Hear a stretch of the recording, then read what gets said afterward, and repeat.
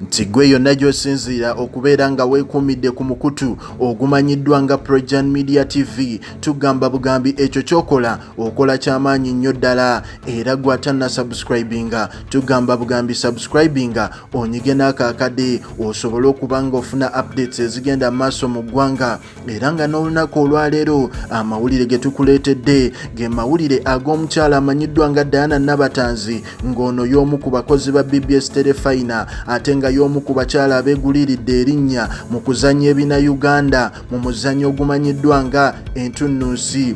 Omukyalo ono ebbanga eriyiseeko emabega y'omu ku bakyala abaavaayo ne baba nga beexpressinga embeera etali nnungi mu ggwanga oba mu bulamu bwabwe. Omukyalo ono yaziba omumwa era nga tasobola kubaako na kyayogera, ekintu ekyamuviirako okuba nti abantu abali ku social media bamupiininga bonna ne boogera ebigambo ebiwanvu, naye ate mu kunoonyereza twagenda okizuula nti ensonga ezaamuviirako okuba nga aziba omumwa kigambibwa okuba nti omugagga amanyiddwa nga Lwasa no y'omu ku bagagga abakyasinze wali e Masaka. Kigambibwa okuba nti omugagga ono yali atandise okumuganza, era mu mbeera y'okuba nti amuganza mukyala we, mukyala mukulu yavaayo n'ateekawo embeera, era embeera gye yassaawo kwe kuddukira ewa Mama Fiina n'abanga omukyala Daina nabatanzi kirabika bamuloga Namuziba Omumwa. Naye olunaku olwaleero omugagga amanyiddwa nga Lwasa avuddemu omwasi n'abanga ayogera ensonga yonna gye zaava.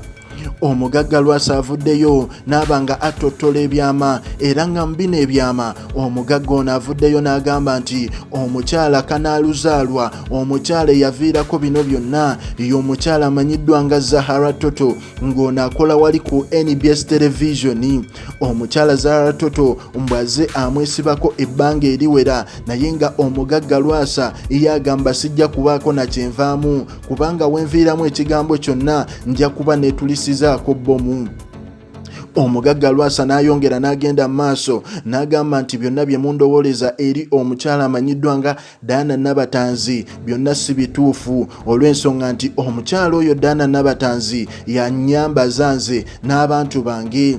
Era Dianah nabatanzi wali ku botiiki ye kigambibwa okuba nti omugagga Lwasa atera okuyitawo ng'avuga ziri emmotoka z'embi ziri zi cross country, era mu kuyitawo aba agenze ku kima byambalo, so si nsonga ng'abantu ba social media we boogera. So omugagga Lwasa n'atangaaza ku mbeera n'agamba nti byonna ebigenda mu maaso bya kaseera buseera era bijja kuggwaawo, naye nga ye nga ye ne Dianah nabatanzi tamuyinaako buzibu bwonna, ate tewali kigenda mu maaso kubanga ye ng'omusajja ayina mukyala we ne famire. Era ebya Dianah nabatanzi wali ku Tanzi Collections ye mukyala yekka just amwambaza ye ne famire ye. Kati gwali ku Projan Media TV weebali kubanga weekumira ku mukutu, era ne tugamba nti oba tanna subscribing onyige n'akaakade osobole okuba ng'ofuna updates ezigenda maaso mu ggwanga.